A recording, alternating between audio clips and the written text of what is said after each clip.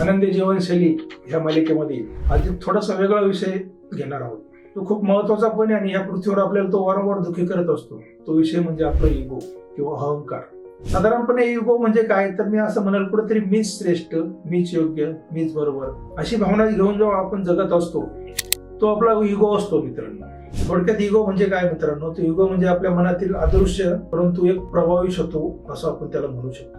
साधारणपणे इगोची डेफिनेशनचा आपण जर विचार केला तर मी असं म्हणाल attachment with wrong belief system किंवा चुकीच्या धारणा किंवा मान्यता सोबत स्वतःला जोडून घेणं. मित्रांनो, इगो जेव्हा आपण अभ्यासतोय तेव्हा आपल्याला धारणा किंवा मान्यता किंवा बिलीफ सिस्टीम काय हे समजून घेणं खूप गरजेचं आहे. बघा, एक मूल जन्मल्यापासून साधारणपणे ते ह्या पृथ्वीवर सदैव काही ना काही ज्ञान घेत असतं आणि जे जे ज्ञान ते वारंवार घेतलं जातं किंवा अगदी मोठा मनुष्य होईपर्यंत त्याचं रिपिटेशन हे त्याच्या बिलीफ सिस्टीम किंवा धारणा बनतात.